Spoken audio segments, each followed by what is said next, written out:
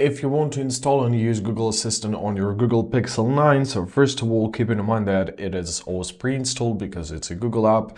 Let's open up our settings, open up your Google services. It's right at the top and press on all services.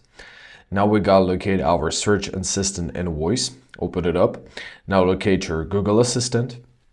Locate your voice match, and to activate our Google Assistant we have to press on the switch near our Google voice match.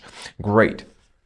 Now let's press more, press I agree, press more, press I agree. So by doing this you're given all the necessary permissions for it to work correctly. Now let's press next. And great, it is now activated. So basically now we can use it, and let's try and do that. Hey Google, what's the weather today?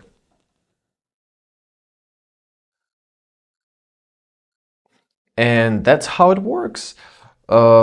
Easy as that, and I hope this video was helpful. Thank you so much for watching. Have a great day, and please consider subscribing to our channel.